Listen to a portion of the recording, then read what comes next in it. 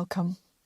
Anyone who's been to Merchant City Yoga on a Sunday knows how much I love catching up with everyone over a cup of my freshly brewed spiced chai. These Sunday chai sessions really bring everyone together. A true celebration of friendship, community and connection. I want to try and capture some of that magic and share it with you at home. So I've invited some familiar faces from our MCY family to chat with me over a cuppa. I'm affectionately calling them the chai sessions. Pop the kettle on, get yourself comfy and come and join us. James, thank you so much for joining me. Have Hello, my chai Julie. at Namaskar. the ready. Happy to be here. Yeah. Third time we're getting the opportunity to sit down and have a good old chat about yoga and yoga philosophy. So it's possible that for some people you might need no introduction, but for anyone who hasn't met you yet, very briefly, James has been teaching yoga for over 20 years, and I first met James back in 2011 in Mysore in South India, where not only was he sharing the teachings of yoga, he was also studying for a MA in Sanskrit, which every time I say that out loud, James, the fact that you achieved an MA in Sanskrit blows my mind a little bit, because I know how much I struggle with just the few words that I have. So because of all of that, James's practice and teaching brings with it a very holistic approach, and he works in a very direct relationship with the original Sanskrit texts. Now, having met and studied with James in Mysore, he's since then been a very regular visitor here at Merchant City Yoga, and also teaches on our 200-hour yoga teacher training programme. James, I think that just about sums up. Sorry, I mean, clearly you've achieved so much we could sit for the whole chai session and just talk about you, but let's not. Yes, let's talk about something other than that. Ahead of your visit this spring, where you're going to be talking about the 8 limbs of yoga and working with Patanjali's teachings of the 8 limbs of yoga, I thought it would be helpful just to have a bit of a chat about why the 8 limbs are so important and why they're important to us even as modern yoga practitioners. Yeah, sure. So it's interesting that why the 8 limbs important. So the 8 limbs are one of the famous sections of this text called the Yoga Sutra, which is a very special text in the yoga tradition because it's the distillation of the foundation principles of yoga. And Patanjali's text is remarkable in so many ways, but it encodes the foundation teachings of yoga in such a way that they're very robust. We can work with them in lots of different ways, but everything that's there has been very thoroughly tested. And we can test it for ourselves by exploring the teachings. Now, it's a sutra text, and a sutra means stitch, and it also means the thread with which the stitches are stitched, with which the text is woven. So in a sutra text, sometimes people talk about the Yoga Sutra as the aphorisms or aphorisms of yoga. Yes, which is, heard that. It's not like wrong, but an aphorism could be a standalone pithy statement of practical wisdom.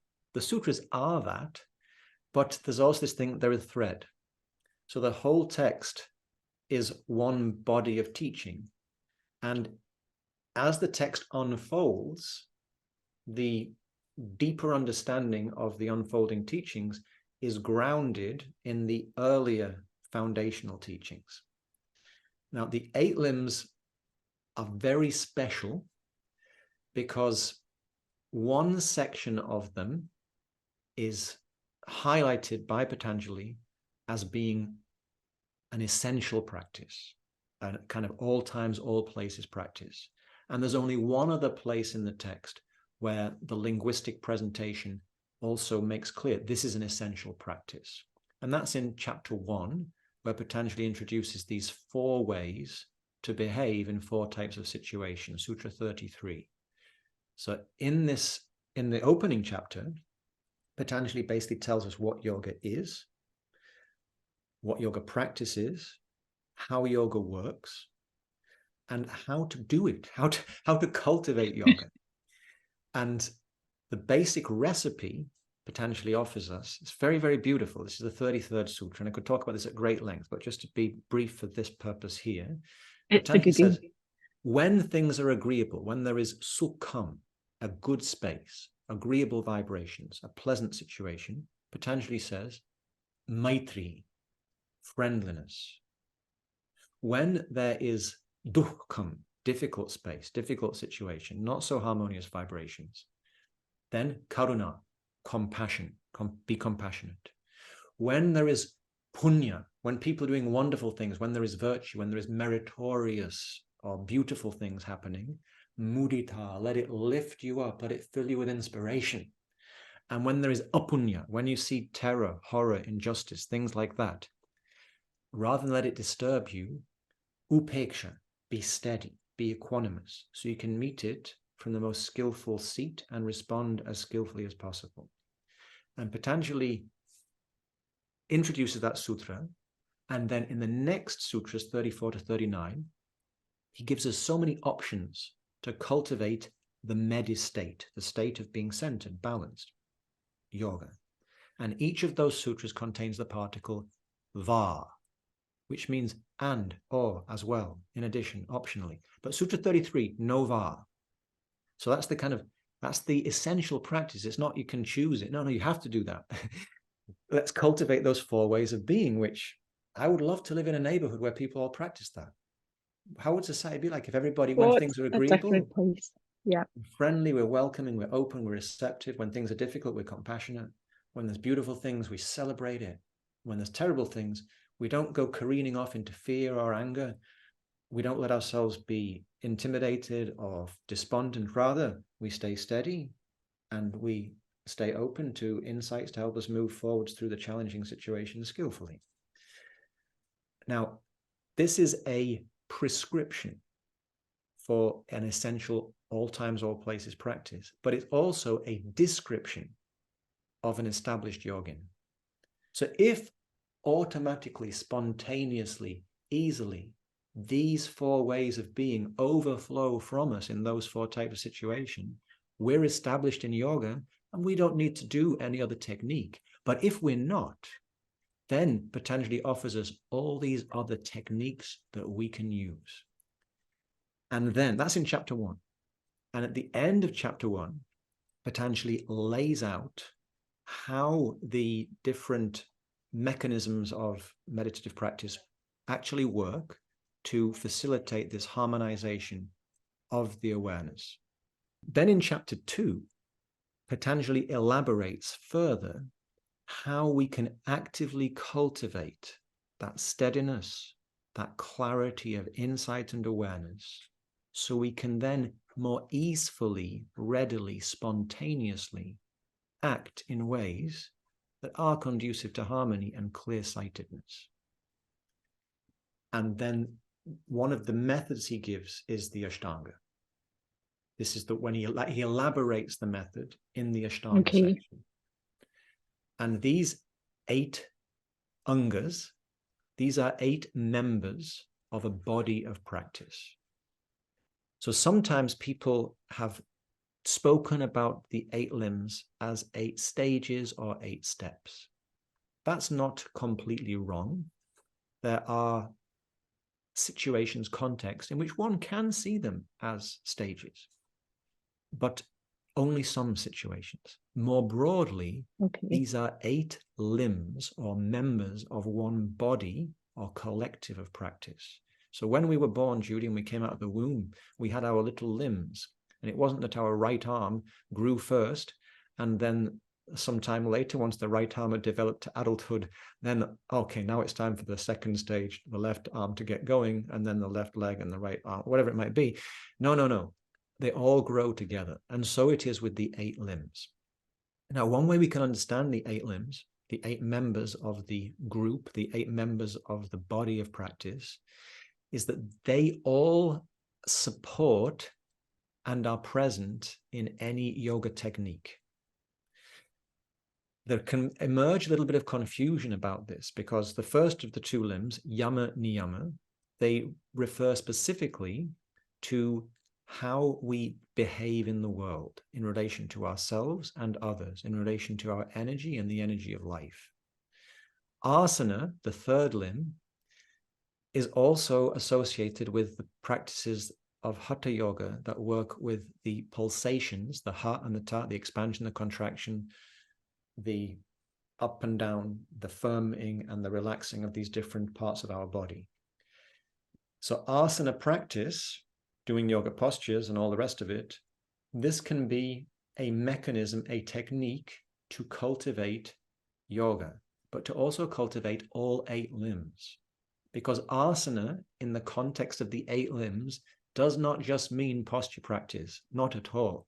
Asana means literally seat. And it's the seat of our awareness. And it's also the seat of our awareness in a physical body. So yoga, being pragmatic, recognizes when the physical body is steady and easeful, it's going to be so much easier to cultivate the medistate of clarity in which we can experience our true self. Similarly, yama niyama, when we behave in ways that are coherent, that are ethically congruent, that are in rhythm with ourself and with our environment, with the pulsations of life itself, it's going to be much easier to see clearly, to experience balance and harmony. If we've been behaving in ways that are disrespectful to our bodies, to our own intelligences, to the life that supports us, to the ground in which we live in, when we sit to meditate, or we try to do a practice that is inviting balance and harmony, there's going to be so much commotion in our psychic reality. Is this true? Oh, yes. Yeah. So yes, yama niyama and asana, they are all part of any meditation practice. How am I sitting? How am I sitting in my being? And then we have pranayama. Again, there can be a confusion because pranayama is sometimes used to refer to a whole body of practice that is seeking to extend the life force in Hatha Yoga, all these practices of the breath. And in the Indic tradition, there are many sound practices. I love these practices of kirtan, yoga singing, and Sanskrit recitation. Now, when we recite Sanskrit hymns or we sing kirtan songs, pranayama can happen without torturing the nostrils, without forcing the breath. The breath will naturally extend, the exhalation will extend when we're singing long phrases. Pranayama, yes, there's all these beautiful lexicon of breathing practices we can use to facilitate balance and harmony in so many different ways. But pranayama more basically also can refer to any practice, any technique, any attitude which is facilitating more harmony, more efficiency in the movement of energy in and through our bodily vehicle. Anything that's helping us breathe more skillfully, more easefully, can be called pranayama. So eating appropriately, resting appropriately, moving appropriately, these can all be types of pranayama practice. It doesn't just mean observing the breath. Of course, that's also what pranayama means. But in the context of the Yoga Sutra texts, one of the ways they're classically defined is they are Vishwato Mukham. Mukha means facing, or Mukha means mouth or face. Vishwataha means all around. So a sutra text faces out all around. It's not that it's confined to one meaning. Its meaning can shine out in lots of different directions. So yes, we can consider asana, yoga posture practice, pranayama, breathing practices. Yes. Yes, that's not incorrect, but it's not the total picture. So yama niyama asana pranayama, how am I using my energy as a human being? How am I sitting in my own skin? Am I in a state that is steadily easeful? If not, what can I do to make it more steady and more easeful? How is my energy, my prana, circulating? Is energy and information circulating and flowing easefully, nourishingly through my organism? If not, what could I do about it? And of course, the lexicon of pranayama and asana gives us lots and lots of practical resources to facilitate greater harmony. And many types of hatha yoga practice, such as posture-based practices, like the ones that you teach, Judy, what do? They invite us to observe the flow of energy. They invite us to focus the lenses and powers of our senses and bring them all together. So they invite this yogic integration. And this relates to the fifth limb, pratyahara. And pratyahara is all about the powers of our senses. Now, yoga recognizes the senses are powerful instrumental things that we carry with us. And most of us, I think, we can relate to that. We can experience one of our senses pulling us in one direction, another one's pulling us in another direction. Sometimes we can feel pulled in lots of different directions. And that's so many distractions. Yeah, that's so many yoga, distractions. Other than yoga, different from yoga.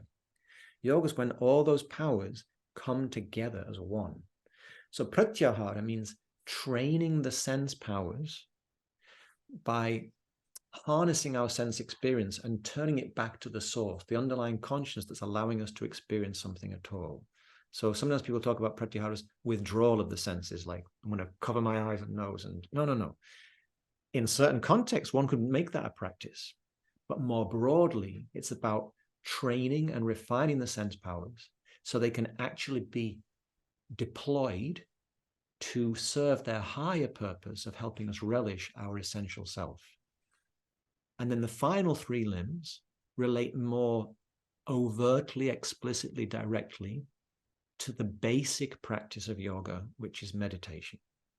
And so we have dharana, dhyana, and samadhi. Now, samadhi is more or less synonymous with yoga. It means a state of awareness that is balanced and established in that balanced state, and we can experience our true self. Dharana is concentrating the awareness. So I'm focusing on an object. Dhyana is the meditative flow of awareness that emerges from sustained concentration. And when that meditative flow of awareness is sustained, then samadhi or yoga emerges. So the eighth of the limbs, samadhi, can emerge from the cultivation of the rest. And when we experience samadhi, then that can imprint and infuse the way we cultivate all the other limbs.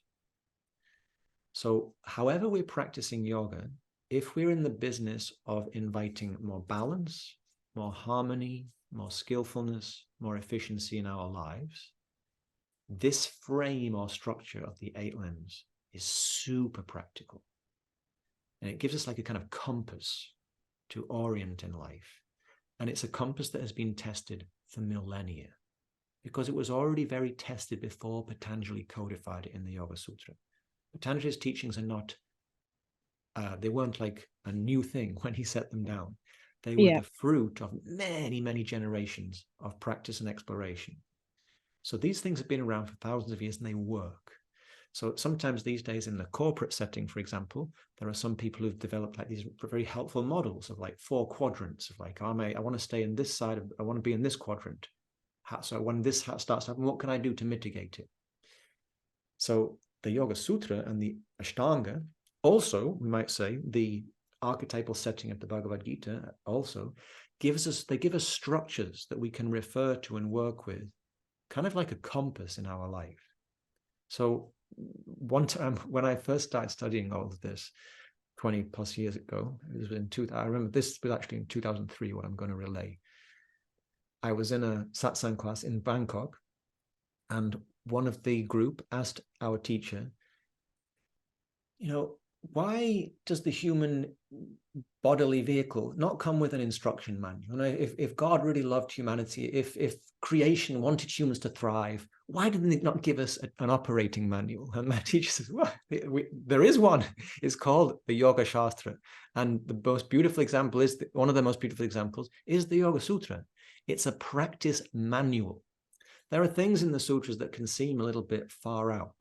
But he says, no, this is not the fairy tale of enlightenment. This is the practice manual of enlightenment. It doesn't ask you to believe anything. It gives you a structure to explore. You can put everything in there to the test. And the Ashtanga, the 8 limbs, they give us this beautiful compass. So yama niyama, there are 5 yama principles and 5 niyama principles. So we can make have these 5 reference points or 10 reference points. If we're in a dilemma in life, we can maybe ask, what does that yama tell us to do? What does that yama tell us to do? How can we, and when we refer to them all and we come to a place where they can all cohere, that's a means to actually tune in more to our deep intuitive wisdom that can guide us to that deep harmony that is our deeper longing. So that's a lot of talking, Judy, but Yes. does that sound practical? And I'm just saying yes and right all the time. That's been really, really helpful. And as always, beautifully and simply laid out. And what I want to ask now is, how then do we take that theory, that thinking, because it all makes complete sense when you're sitting talking about it. How then can we start to take some of it out into our messy yoga practices, our messy modern postural yoga practices, and begin to explore even taking it beyond that out into life and how we navigate life? Because as you've said, some of it does sound fairly unachievable or idealistic and possibly even knocking on some magical thinking as well. So for us mere mortals, well, I wouldn't say it's those things, but I know that some people get that impression when they encounter yoga teachings and yoga texts. yeah, and I know a lot of it comes down to who you speak to, what translation and so I think whatnot you pick up. But yeah, yeah, I think it's a great question, Judy, and thank you for asking it like that. And I think the first thing I'd like to suggest is that in the traditional way of studying, one practices. So in the Indic vision of life, knowledge is always experiential. That the real knowing has to have this experiential component. So we study the Yoga Sutra by practicing them. And we practice yoga by studying it. It's not that, there is this false dichotomy, I think, in a lot of our, I don't want to be speaking such broad brushstrokes, but in Western thinking, there's a lot of this black-white thinking. And like there's theory and there's practice. In the Indic vision, no, these things go together. And traditionally, when one is studying the Yoga Sutra, one is also practicing them. One is investigating them with a body of practice, a technique of practice. This could be meditation. This can be asana. So the thing that I would recommend in the weekend, this is what we'll be exploring, is how can we work with this structure? How can we bring it to life? Because when we do, it can bring so much support to our own lives. Wherever we live, whatever type of stage of life we're at, these structures can just very helpful. So one way we can begin is, say, for example, somebody has a technique that they work with regularly. Let's say you do posture practice. Well, how to make the physical practice yoga? I mentioned at the beginning, the 8 limbs, they're all members of the body of practice. So the way I understand it, if anything's going to be a yoga practice, it has to address the whole human being. right. The physical reality, the energetic reality, the sensual reality, the emotional reality, the intellectual, mental reality. All these parts of ourselves. Yoga means balance. It means joining, unifying. So the only genuine union is one that includes all our parts. So the person who says, I just do the physical practice, then it's not yoga. Similarly, the person could be bodybuilding and it could be yoga, because they could be doing it in this very mindful, bodyful, senseful way. They could be doing it as a means to learn about themselves. Or the person could be practicing some art or some craft, or just the approach, the ethos that they bring to the way they parent or the way they run their business or operate in their day-to-day job could also be yoga practice, if we're doing it in a way that is helping us understand more how we can bring greater congruence, greater cohesion to this field of our human experience. So if we have a yoga technique like asana, we can think about, how can I make it so it's cultivating the yamas and the niyamas? and why I would want to do that. You say, well, why would I want to do that? Because it will make our life much sweeter. The first of the yamas, much richer. We'll be able to taste the flavors of life more fully and find greatest fulfillment and satisfaction. So don't just take my word for it. Come to the weekend and explore and find out for yourself. But for example, the first of the yamas is ahimsa. Now, hims is the verb to harm. So sometimes we can come across translations of ahimsa, such as things like non-violence, non-harming. These are, again, they're accurate, but they're not a total representation of the Sanskrit term. Because the Sanskrit term ahimsa is this feature of Sanskrit. So himsa means harming. When we add that prefix it means different from, other than, less than, not quite the same as. It can also mean not. So non-harming is part of ahimsa, but it's not the whole story of ahimsa. And potentially tells these yamas are things we practice all the time. So they're not don'ts, they're not prohibitions. The yamas are active injunctions for things for us to cultivate. So ahimsa really means practicing that which is not harming. In other words, cultivating harmony, practicing loving kindness, practicing a presence that is respectful. So ahimsa, if we do our practice in keeping with the spirit of ahimsa, we're going to cultivate harmony and joy and ease in ourselves. And who doesn't want that? Second, satya. Now, satya is related from the verb us, the verb to be. So satya is all about presence, authenticity, truthfulness. What we experience as human beings, the truer that we live, the easier we live. The more congruence we have, the more coherence we have, the more easefully the system functions. So if I think, okay, I'm going to make my asana practice a cultivation of ahimsa and satya just to begin with, but we'll look at all the 5 yamas and all the 5 niyamas in the context of the weekend exploration.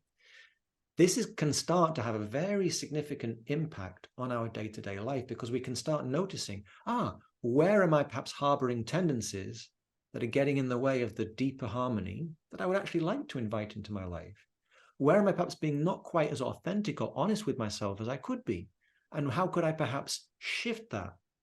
Not by forcing myself to adhere to some or conform to some external viewpoint, but how can I actually work with this amazing chariot of my bodily vehicle, which has energy, which has sense powers, which has emotions, which has mental intellectual capacities? This vehicle, how can I work with it in my own authentic way, a way that feels good in my own skin, in my own context, in a way that is actually cultivating harmony? So yama niyama, asana, pranayama, pratyahara, dharana, dhyana, samadhi, the 8 limbs, they are a structure that help us do that.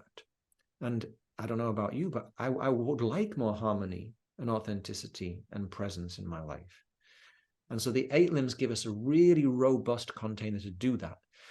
Once we start exploring them in the context of yoga techniques and yoga exercises, if we have a regular practice, we do certain things every day, or we do them regularly, then what we practice, we get good at. Once we start to apply them in one realm of life, we can start to access them more readily in other parts of life. Did that answer the question a little bit, Judy? Yeah. And I mean, again, obviously we could talk about this for hours, because I do feel when we start to kind of unpack a little bit like you're doing, the 360-degree view, the wider view, even just the simple fact that there's rarely a very direct translation from Sanskrit into English. It can mean a number of different things, each with a slightly different nuance or connotation. In that, it's incredibly liberating, but at the same time, it can be incredibly confusing as well, especially without context, without experience, and without, I would probably suggest, the guidance of a trusted teacher as well. And I think when we look at the 8 limbs, sometimes it can feel a little bit like we are being asked, like you said, to conform or to fit into those boxes and to follow those rules, rather than, as you talk about it, using them as a means to live more Yeah. fully, like, you know, so I'm going to wind back to talk about your weekend. So the weekend that you're here, you talk about it being an active, pragmatic and accessible environment to begin to look at these thoughts and these teachings and these approaches. And I just wondered if you could maybe talk a little bit to what that looks like and how it works if people aren't familiar in working with that way. Because I Yeah. know yoga philosophy can sometimes just be seen as a bit of a dusty, dry lecture, and that's not the case. So just what does it look like? Yeah. So I think one thing I'd like to suggest is these are not rules. These are very robust principles. And I think, you know, yoga, the way that I understand the yoga shastra, the yoga teachings are designed as a kind of structure that if we work with it, it can bring us to deeper authority, deeper sovereignty, deeper self-trust. But we have to work skillfully with the teaching. So like you're suggesting, Judy, if we just pick and choose, and if we approach the sutra dyed in our own existing cultural, personal viewpoint, then we could easily use the sutra teachings to potentially justify the perpetuation of self-sabotaging habits. So, but once we start to gain a experience of working with them practically, and we say how useful they are as like a mirror. So I always think of like the Yoga Sutra, the Bhagavad Gita as mirror texts. When we look into them, they can show us where we are and where we may be getting in our own way. They are tools for inquiry. So in the context of the weekend, what we'll do is we'll explore these principles in practical application. And this will start, we'll do physical practices. We'll do some yoga, asana, and movement practices that will be very illustrative of the principles. They'll help us understand those principles in relation to how we work with our bodily vehicle. And from there, we'll also consider so we'll do exercises that work with movement and bodily posture. We'll also do things that work with the breath and sound, and so how we can work with that with pranayama. We'll work with the senses, but we'll also do exercises where we'll kind of, let's say we take one of the yama principles, or we'll take all of them, and we will look at situations where we can recognize how these principles can inform how we make decisions or how we move in a certain situation. So we'll do simple games of communication. We're doing things by ourselves, working with others, and this will give us practical experience of how these principles can inform activity, can inform ongoing inquiry, can inform playing in the dance of life, you might say. So I don't know, is that clear enough? Does that give us a sense of, but basically it's not that we're going to sit around and I'll talk and we'll listen. Well, I'll talk sometimes, of course, but we'll be doing I was going to say, we're going I to do a might lot of suggest, active James, that you learning. will be talking. Yeah, and I think there are, so there are some of the programs that we've done in the past where we've studied a particular body of text and we've tried to do a lot in a short time. There's been quite a lot of talking. This exploration weekend, of course, there will be some talking to set things up, but then we'll do various learning exercises, and some of the sessions will involve activities that some people describe it as like, oh, I like those primary school learning games. So we'll do some kind of active learning games that, that also invite us to experience the teachings in different ways and that draw on different intelligences. So I used to be a school teacher, used to teach in university, and so I like to create situations. And to me, this is yogic learning. Yoga, we mentioned, is all the members of the gang of the being, all the parts. So I'm going to do my best to facilitate or invite learning scenarios, learning situations, and exercises that stimulate different learning styles. So the active pragmatic, that's going to be very overt, but also there'll be a theoretical framework and there'll be some space and time for reflection. And we'll be working with different learning intelligences. So there's definitely going to be kinesthetic, physical, sensory learning. But there'll also be space for emotional learning and intellectual learning. Those things, everything's invited to the party. So, and there's the idea, and it's a celebrate, like in the yogic vision of life, one way we can think of life is a festival. And when we're having a celebratory good time, when we're coming together, when we bring all the members, like, what does it mean to have a celebration? It means to get together and have festivity. So that's what yoga actually means. Bring all the parts together so they can exult and rejoice and experience the beautiful possibilities of mutual support. So when we gather in this type of context, we can explore and we can learn from each other's experiences and perspectives within a container that is helping us like deepen our understanding of the reference or structure of the Yoga Sutra.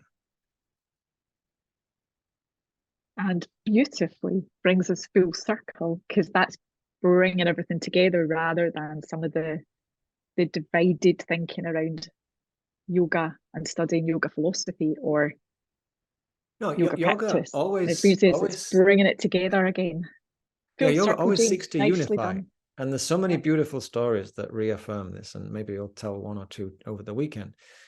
But if the practice is creating, or our approach is creating more division, then it's probably not, that we're probably maybe getting in our own way a little bit. And the practice is always seeking to harmonize, to integrate, to reconcile, to draw out the complementary potential of those things that seem that they might not actually be able to work together. James will be here 22nd to the 24th of March 2024 for more unification, for more bringing it together, for more conversation, and for loads of questions. Yeah, there's definitely plenty of space for us to explore together, to inquire and learn from each other. Yeah. James, thank you so much for taking the time to chat today. It's a pleasure, Judy, and I look forward to being close to as always, learn loads. It all makes sense when I sit and chat to you, and then when I'm away, I'm just like, what was that again? Repetition, that's what it is. Well, that's the other thing with these teachings, is like, they're not intended to be, I read the Yoga Sutra one time and now no, these are companions for ongoing exploration. And so the text, it's not like a text that you know, for example, I've just been in India, and I bought a lot of books in India, and many of them are books that I only find, the type of books I only see. It was so interesting. I went to the bookshop in India, and it's like, oh wow, I went twice to a particular bookshop in Mysore, and both times I filled a basket, with several kilograms of books. It feels almost like a trolley dasher stuff, doesn't it? It's like, there's more. No, there's more. I need more. Oh, there's more. But as well as the, some of the books that I would only find in India, there are some other books that, other types of books are available, storybooks. And so there's a couple of books that I bought in India that I've already read, and I'm just going to give them away. That it was helpful, it was useful for me to read it, but it served its purpose. But then there are other books that I know I'm going to want to refer to this again and again and again. And the Yoga Sutra is that type of book. It's a practice manual. So when we're going through changes and difficulties, we can refer to the manual. We can look into it again, and we'll deepen our understanding. And it's part of the magic of the text that every time we look into it, it gives us helpful, fresh insight. So I'm very much looking forward to, we've said many times over the years, the 8 limbs, you can never explore them too many times, because every time we do, they do give us more practical support. Yeah, they mean something different, don't they? Because our experience is different, where we're at is different. Yeah. James, thank you so much. We're going to stop talking now. Thank you. Thank you. Thank you so much for joining us. I hope you enjoyed our chat. If you've got any questions, you can email me or find us on social media. I'll see you here next time.